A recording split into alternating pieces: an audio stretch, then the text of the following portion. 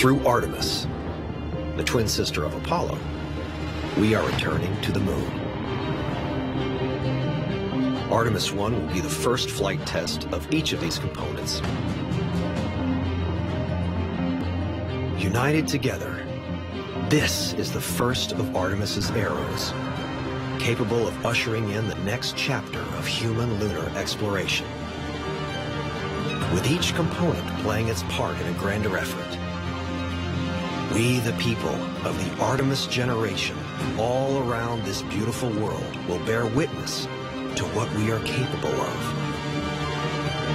Together, we are going back to the moon.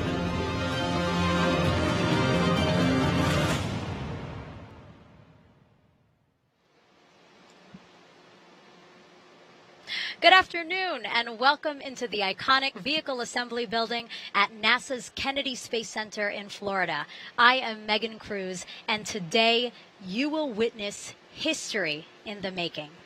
That right there is the world's most powerful rocket, NASA's Space Launch System, or SLS, and on top, the Orion spacecraft that will return us to the moon. We are reigniting our passion for discovery today by rolling this integrated system out of the VAB for the first time ever. That roll started just a few seconds ago, and now both SLS and Orion are headed to historic launchpad 39B for a critical test that will help determine if we are ready for Artemis I. Artemis I is an uncrewed test flight of SLS, Orion, and the ground systems here at Kennedy. If all goes well, Orion will orbit the moon farther than any of the Apollo missions before it. Artemis II will have astronauts on board when it orbits the moon, and then Artemis III and future missions will land the first woman and person of color on the moon's surface. The last time a person stepped foot on the moon was 50 years ago for Apollo 17, and that was the last time a moon-bound rocket left the Vehicle Assembly Building. Now, close to 10,000 people have gathered outside the VAB to see today's rollout. Wow, look at that crowd. You know, it sounds like an easy operation rollout, but really, it's not as easy as it may seem. Together, the rocket and spacecraft stand just taller than the Statue of Liberty. As you can imagine, you need a pretty impressive machine to move it all. Well, take a look at your screen. We're going to show you what we call the crawler, because it will slowly and carefully crawl SLS and Orion the 4 miles to the launch pad. It's that piece of machinery you see on the bottom there carrying all of that. It's 4 miles to the launch pad. Estimated arrival at the pad is 4:30 a.m. tomorrow morning. So again, 11 hours from now. We are taking this slow and easy. Whether you're here in person or with us virtually, we are so glad to have you here to celebrate this historic moment. Over the next hour, we will have Grammy Award-winning artist Eddie Vedder with a song that honors the Artemis missions. You will also hear from NASA's administrator. But first, I'm excited to introduce the University of Central Florida's Jammin' Knights to perform our national anthem.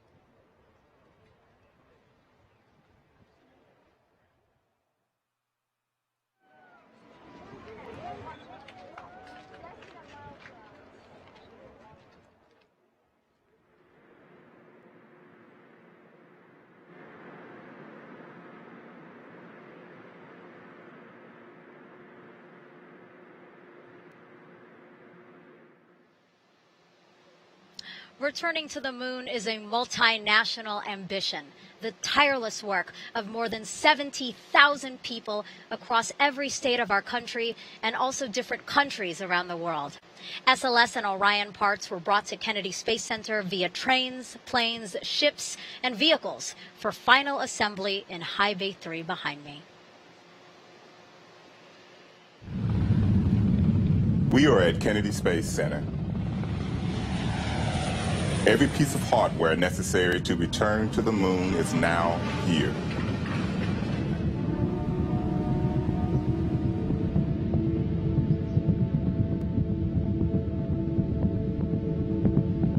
They are being assembled, stacked, fueled, and primed for flight. Next time these engines fire up, we'll be on the launch pad to send an uncrewed Orion spacecraft around the moon on a flight test for the Artemis I mission.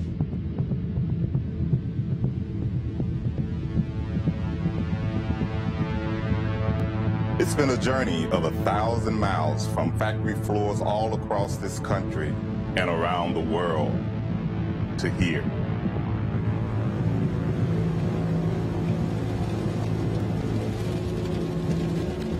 And now the stage has been set. We are seeing Artemis take her place.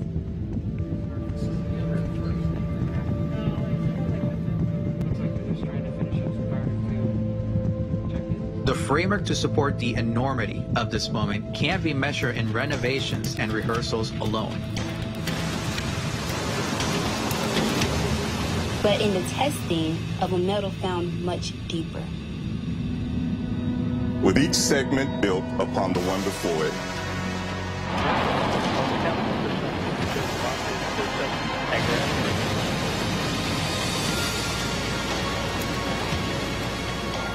the volume of anticipation can be seen rising. For in addition to certifying what a host of testing has already previewed,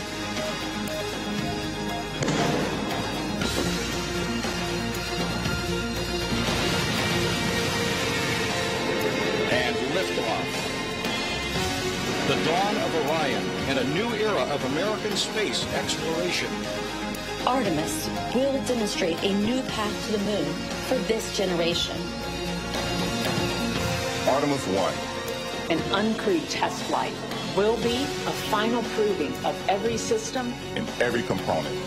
In the harshness of space.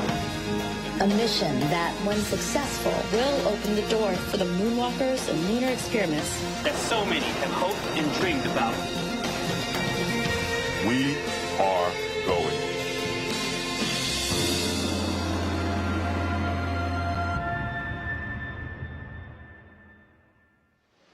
8 minutes into rollout, and as you can see, our crawler team is still focused, working really hard to get SLS and Orion out of the vehicle assembly building. You know, this is years in the making, this operation, with John Giles here leading the way. He oversees our crawler team with NASA's Exploration Ground Systems Program, or EGS, here at Kennedy. Thank you so much for finding the time to talk with us, John. Very much welcome. And I just got word that the crawler has crossed the threshold of the VAB.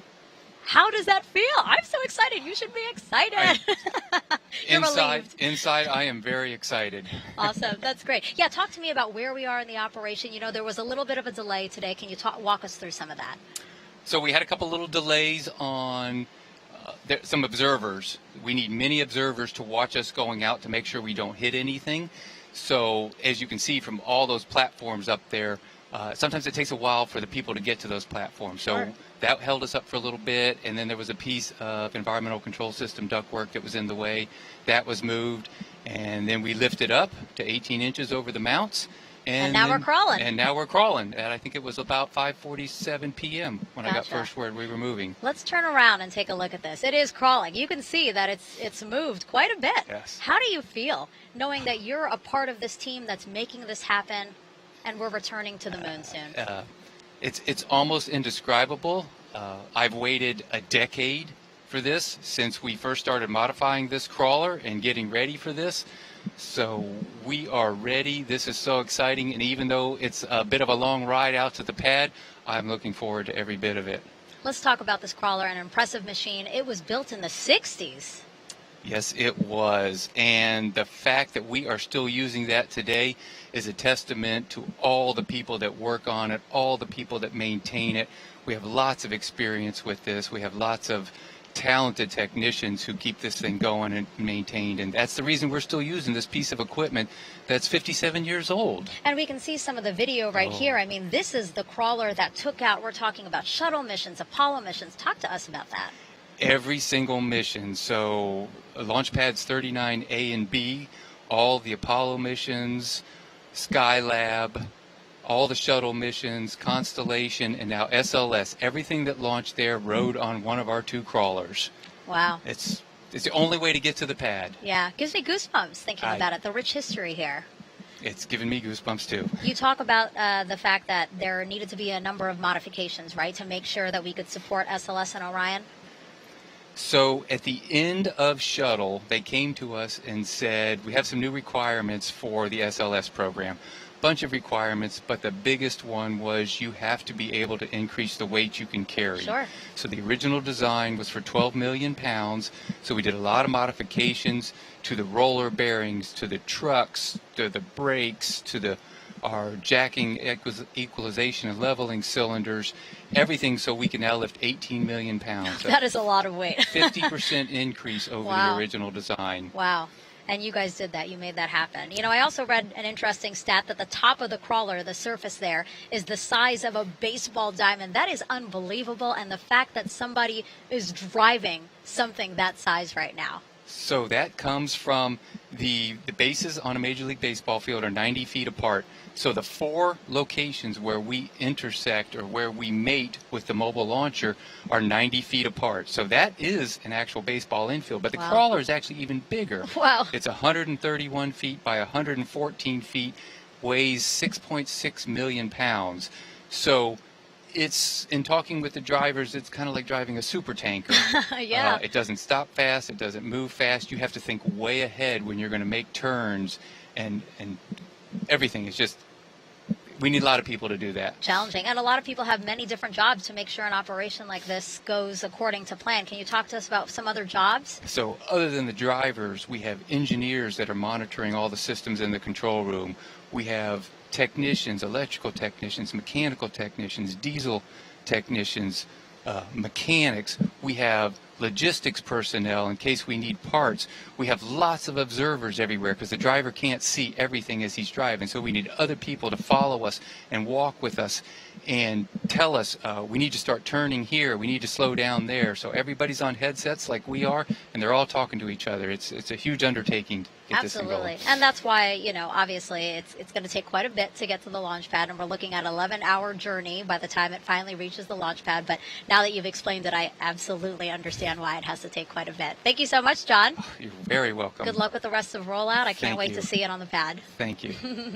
Now, the Artemis program is named after Artemis of Greek mythology. She was Apollo's twin sister and the goddess of the moon. Artemis I will build on the achievements of those who came before us and create a permanent presence on the moon and inspire our next giant leap to Mars. We are going.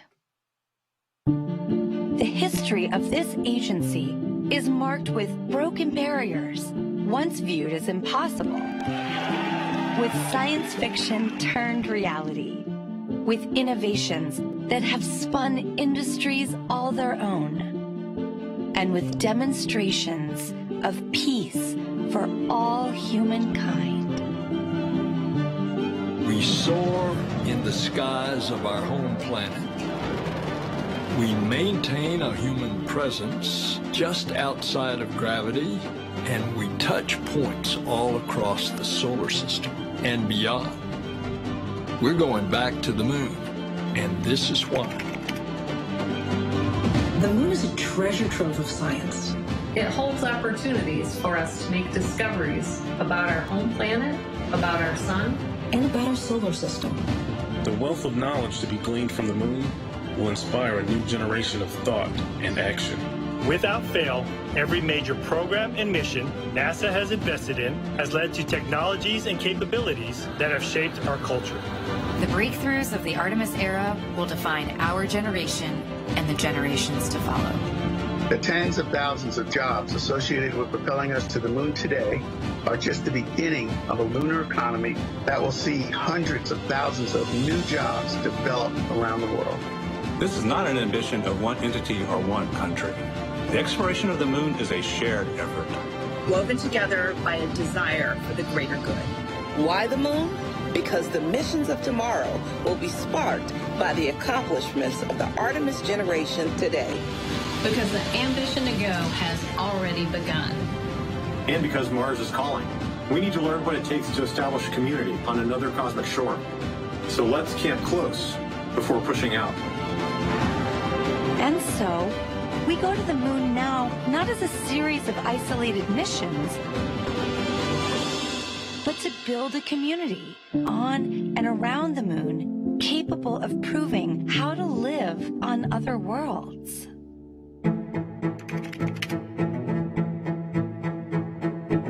We'll use the lessons from more than 50 years of peaceful exploration to send a new generation to the lunar surface to stay.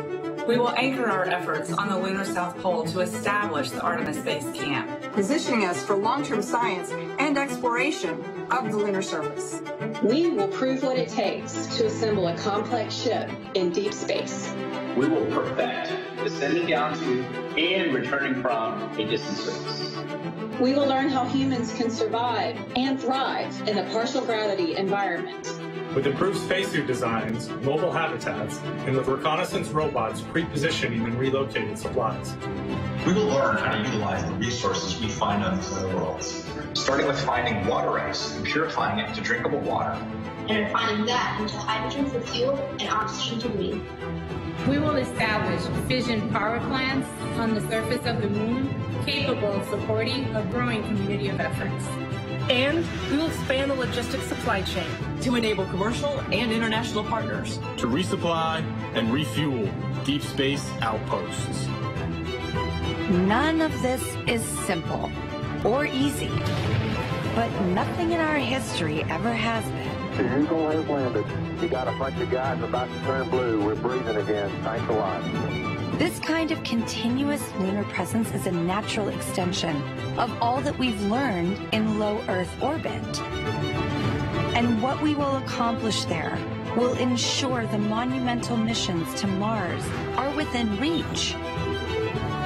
As we ready the launch of the first Artemis mission, and as commercial companies ready their lunar landers for the first private payload deliveries, we have already begun to take the next step.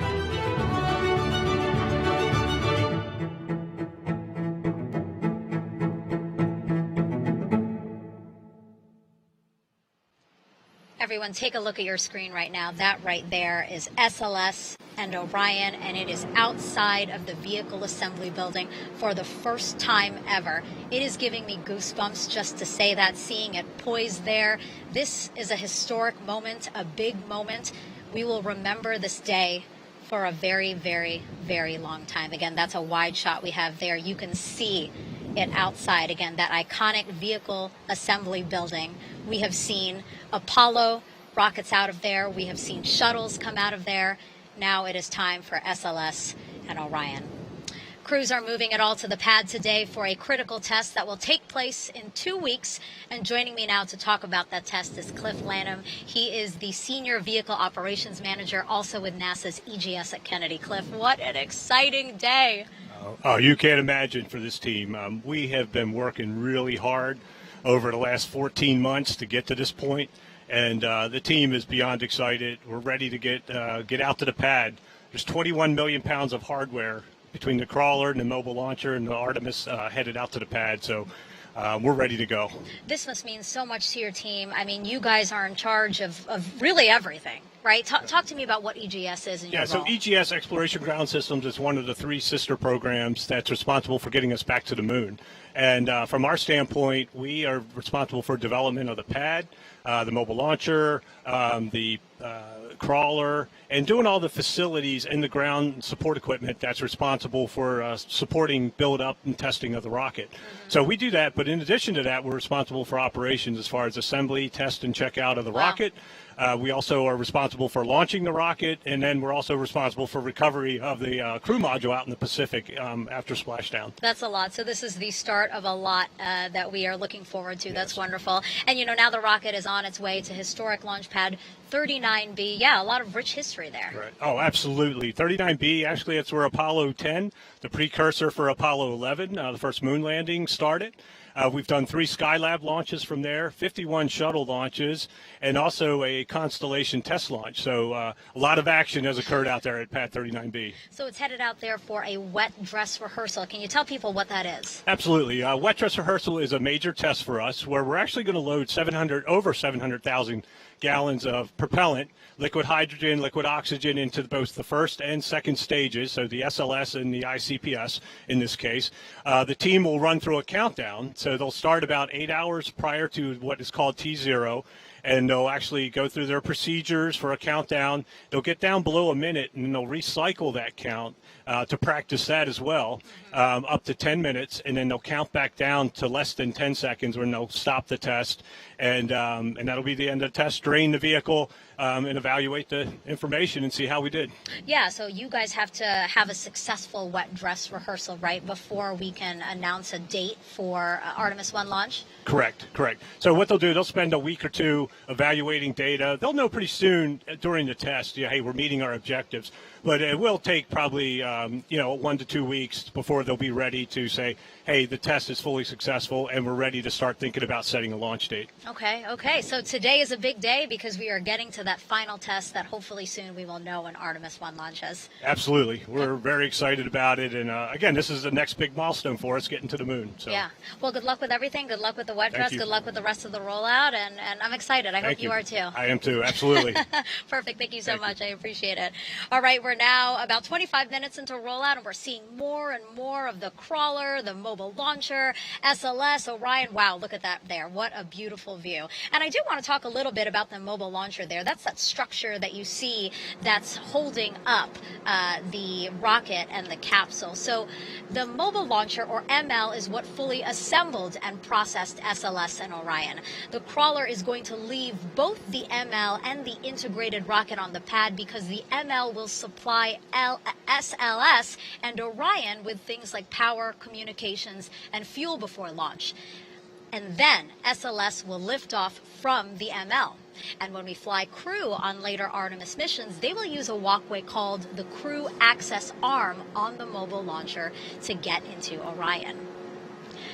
Now, like the crawler, there are a lot of people on the mobile launcher right now. There are about 65 people allowed to be on there during this operation, and they'll go on and off as needed. People like engineers, technicians, safety personnel, and the 2 elevators on the ML, this is really interesting, they will be turned off for this operation. So if anyone needs to go to the very top there, that is going to be quite the walk. All right, how about we check back in with the crowd outside? You know, we had some rain yesterday, but luckily the weather today is gorgeous, dry, sunny, beautiful. You know, so many people excited to witness this historic rollout. Again, I'm told nearly 10,000 people are out here, many of them Kennedy Space Center employees with their family and friends. Right now, they can see, again, all of SLS and Orion in its glory. It's just a beautiful sight, and for those out here today, it is a very lucky and blessed opportunity to get to see this outside of the VAB.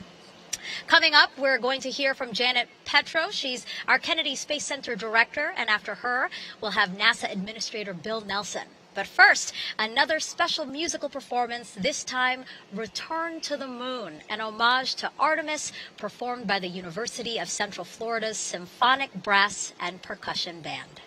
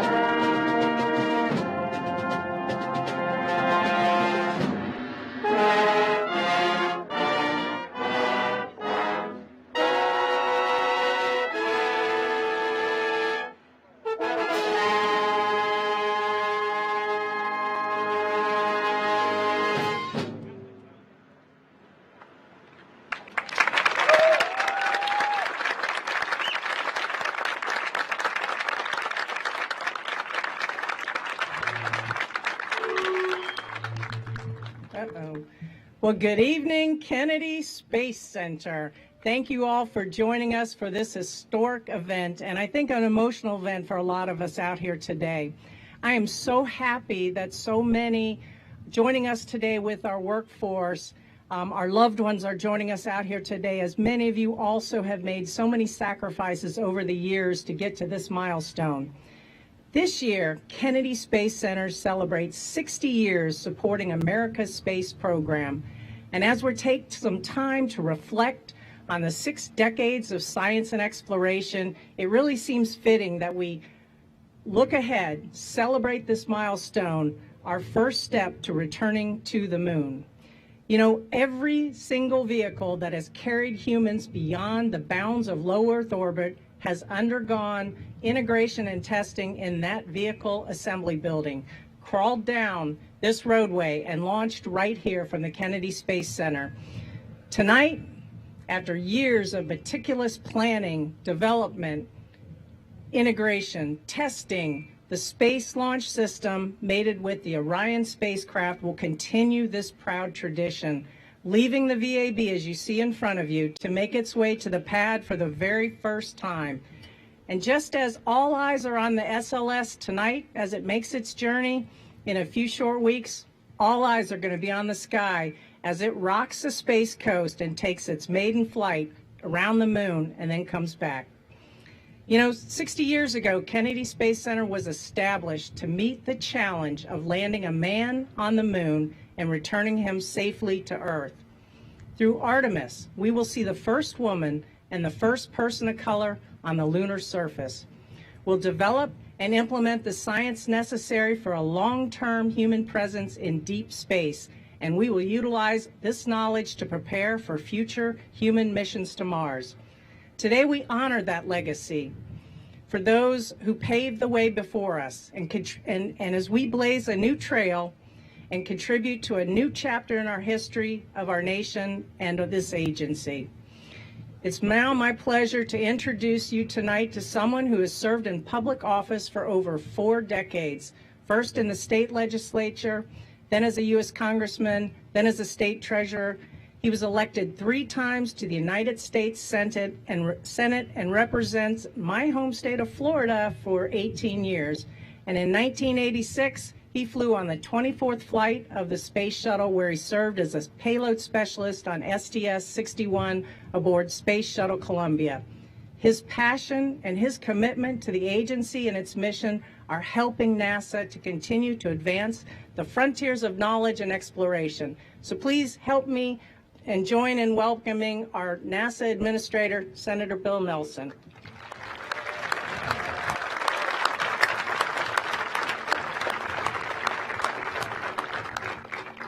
Ladies and gentlemen, the world's most powerful rocket ever, right here.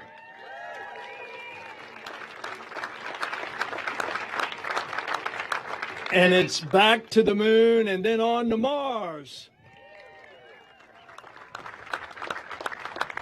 Let's hear it for the musicians at the University of Central Florida.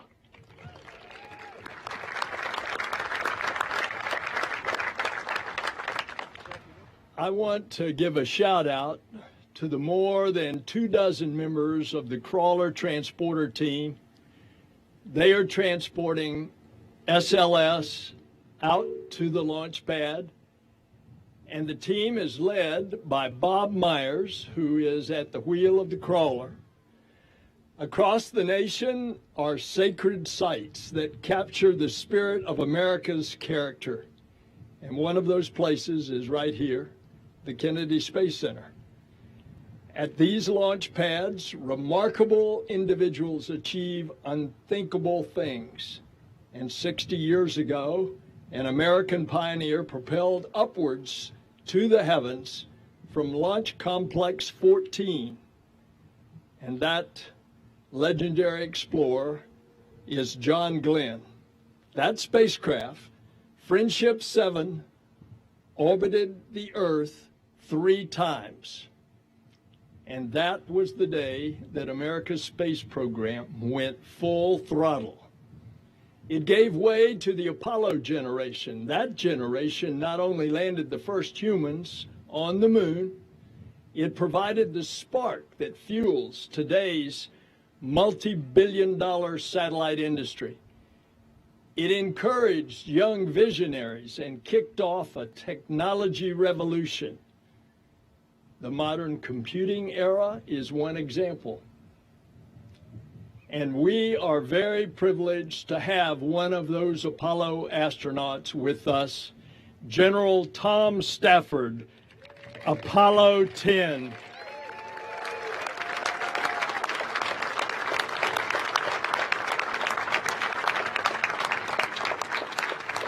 Today, a new generation, not the Apollo generation, but it's the Artemis generation, is preparing to reach new frontiers. This generation will return astronauts to the moon, and this time we will land the first woman and the first person of color on the surface to conduct groundbreaking science. NASA's Artemis program will pave the way for humanity's giant leap, future missions to Mars. There's no doubt that we are in a golden era of human space exploration, discovery, and ingenuity in space. And it all begins with Artemis I. The Space Launch System is the only rocket capable of sending humans into deep space. It's the most powerful rocket in the world. And during liftoff, it will produce 8.8 million pounds of thrust, propelling the Orion spacecraft about 240,000 miles to the moon. And Orion will venture farther than any spacecraft built for humans that has ever flown humans. It will stay in space longer than any spacecraft designed for astronauts that has ever done without docking to a space station. And after a 3-week journey of over 1 million miles, Orion will come home faster and hotter than any vehicle has before. And it wouldn't be possible without all of you here today. We are joined by thousands of members of the NASA family. It's because of you that we are here today. Our workforce has been a relentless spirit. We imagine, we build, we never stop pushing the envelope of what is possible. I often say that at NASA, the impossible is made possible. Artemis I will demonstrate NASA's commitment to and capacity to extend humanity's presence on the moon and beyond. But this mission is not just cementing NASA's leadership in space, it's strengthening America's small businesses. It's supporting America's universities. It's showing the might of America's scientists, mathematicians, and technicians. Artemis I is possible because of the contributions from all 50 states. The program is an economic engine for America. In 2019 alone, it generated $14 billion and supported 70,000 good-paying jobs across the country. But to lead in the 21st century, America must not go alone. We must accomplish our goals together. Artemis represents global ambitions and participation from 5 international partners. The European Space Agency provides the European Service Module, the powerhouse of the Orion spacecraft that provides electricity, propulsion, thermal control, air, water to Orion in space. This is a critical partnership that not just for Artemis I, but for the future Artemis missions as well. And that's just the beginning. Thanks to the international collaboration, 3 so-called passengers will fly on Orion. Zohar and Helga, named by the Israel Space Agency and the German Aerospace Center, are two female mannequins. Their jobs are to provide data on radiation levels during the mission. The third passenger is a male mannequin whose name was decided by more than 300,000 people in a naming contest. And his name is Commander Munikin Campos, honoring Arturo Campos, the late member of the NASA family. Arturo helped bring the crew of Apollo 13 safely back to Earth. And a surprise, Snoopy in his orange spacesuit will hitch a ride. We're also taking advantage of additional space on SLS to launch several CubeSats in cooperation with the Japan's Aerospace Exploration Agency and the Italian Space Agency. Humanity's drive to explore the cosmos is not bound by border. Discovery strengthens diplomacy. This mission, this program, will build a global alliance that explores deep space for the benefit of all. And of course, Artemis I will be a major step, but our journey is far from over. This will be the first in a series of increasingly complex missions. In 2024, for the first time since Apollo 8, astronauts will return to the moon on Artemis II.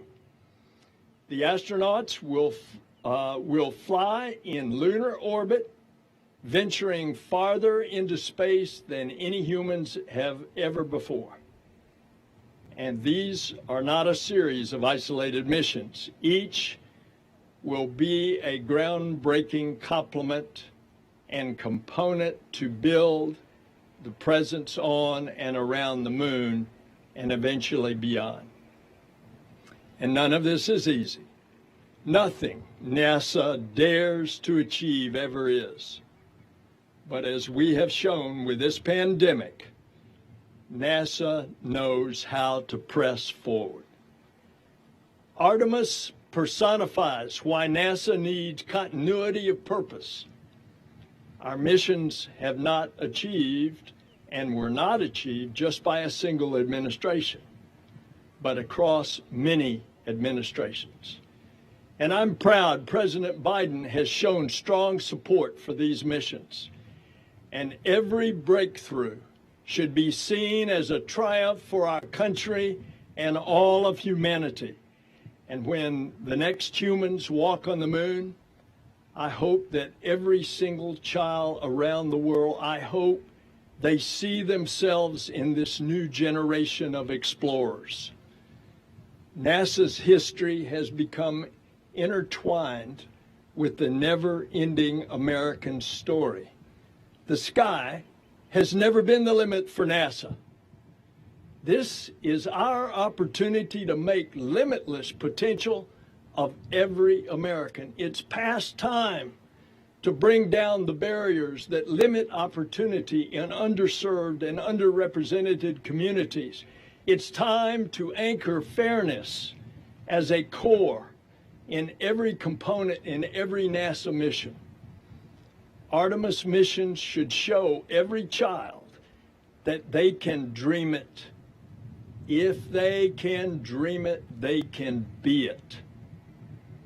And perhaps they will one day join the NASA family as a technician or a mathematician. Maybe they'll walk on the moon or be the pioneers who venture onward to Mars. This is what NASA does best. We unify, we discover, we inspire. And from this sacred and historical place, humanity will soon embark on a new era of exploration. Aboard this spacecraft will be a flash drive. It will hold the names of over 1 million individuals from around the world, That flash drive will contain more than names. It will represent our stories, who we are. The child who imagines themselves soaring in the skies. The student who burns the midnight oil at the library so they can build a rocket and a spacecraft like this one. The NASA employee who gazes up at the moon every night, knowing that their work will soon return humankind to the lunar surface. And when this monster rocket lifts off, it will carry all of our greatest hopes in the heavens. Every single person who dreams of discoveries will see many more in our lifetime. I want to thank all of you, all of these workers, the whole space team, the family of NASA, and may God bless you and the Artemis to the moon and then to Mars. God bless you.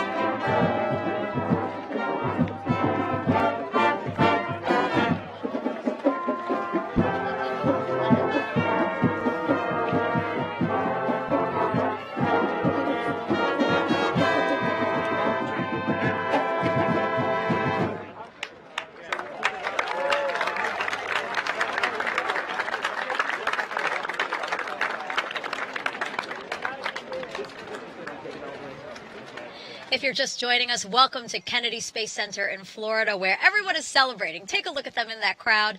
They are celebrating what you see there on your screen. We just unveiled our brand new moon rocket, which you see right there, poised outside of the vehicle assembly building for the first time ever. Woohoo, right? I'm very, very excited about it.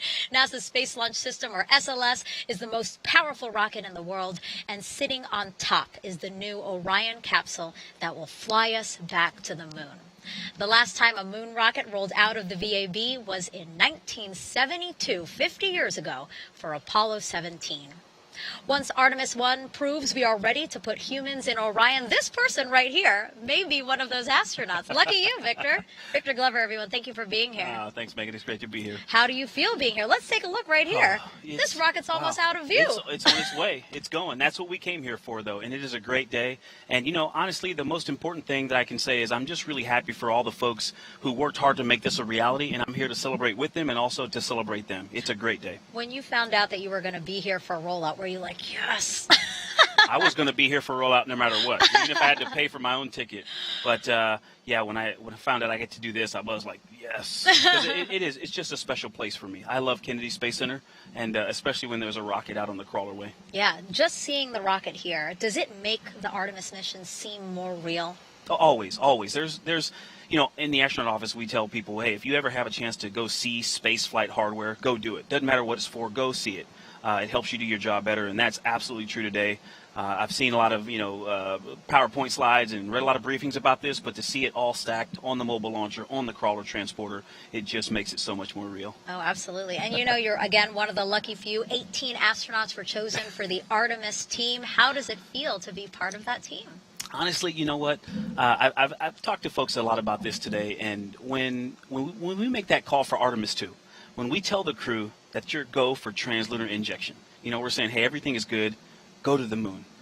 Whatever position I'm in, whether it's at home on my couch, whether I'm on the Houston side of that call, or if I'm in space on that side of the call, it doesn't matter. To be a little part of this and to get to help in any way is really, truly an honor. And so the whole Artemis team and really the entire astronaut office, it's all of us are, honored to be able to help out and make this hardware and software a reality. So I'm excited for whoever gets to do it. And whatever part of that call I get to be on, I'm excited for the crew that actually gets to go. Yeah. When they go, I'll be excited for them. Excited? Are you also anxious? I mean, the moon is a lot farther than the ISS, and I know you've been to the ISS. Absolutely. Yeah, that's a good point. It's 1,000 times farther, right? The ISS orbit's at 250 miles. The moon's 240,000 miles away. And so it's interesting. I like to say it's not just 1,000 times farther, but it's probably 1,000 times more complicated of a mission. So many more things have to go right. And it's also, when we add Artemis 3 and we're going to the surface now, you have to get from the surface of the moon back to lunar orbit, which is like the equivalent of launching a low Earth orbit mission from Earth. So very complicated mission, and so we have a lot of work ahead of us. But we're going to get it done, and it'll be all starting with this one, with Artemis 1. What do you think of the fact everything that you just described seems, no pun intended, out of this world? And the fact that thousands of people from across the globe came together to make this today a reality, and that we're on the path to the moon, to Mars. How do you feel about that? That is a really big part of this. That's what's special. Someone asked me earlier, talking about being a part of the Artemis team, they said, hey, how does it feel, to watch your rocket? And I said, well, look, correction. I mean, this is our rocket. It's humanity's rocket. When those 4 RS-25s and those 2 solids light, I hope the whole world is watching. And I hope a lot of kids decide to study science and math because of it. And that's really what it's about, inspiring kids to go out and be their best selves. And so I am excited because this is a great step for humanity. We call things that humans come together to do, when we put aside our differences and we accomplish great things, we call them moonshots, but it's been a long time since we've actually made a moonshot. So our generation now has a chance to have our own actual moonshots. Yeah, hearing you talk about it just makes me so excited. Just your passion for this program and what's to come. Thank you so much for sharing that with me and the rest of everyone watching today. Thank you, Victor. My pleasure. It's great to be here. All right, perfect. And that's going to wrap up our live coverage of the first ever rollout of NASA's brand new moon rocket. We're an hour into this. We still have 10 more to go until the crawler reaches pad 39B. It will stay on the pad until the wet dress rehearsal the first week in April. And if all goes well, the launch team will set a date for Artemis 1. If you don't want to miss any part of this first Artemis mission, you can register to be a virtual guest. You'll receive important updates and special content straight to your inbox. You can sign up for that by scanning the QR code you see there on your screen. It will take you to this website, nasa.gov/virtual-guest, if it's easier just to write down. Again, nasa.gov/virtual-guest. And when Artemis 1 does take flight, we will, of course, have a live broadcast for you. It will start on NASA TV about 2 hours before liftoff. Let's end the show now with Grammy award-winning artist Eddie Vedder and his new song titled Invincible, a nod to this moment. Getting here was not easy. It was the work of thousands of dreamers and doers across the globe. Thanks to their invincible spirit, we are on our way to the launch pad, then the moon, then Mars. Because we are curious. We are capable. We are Artemis. Good night.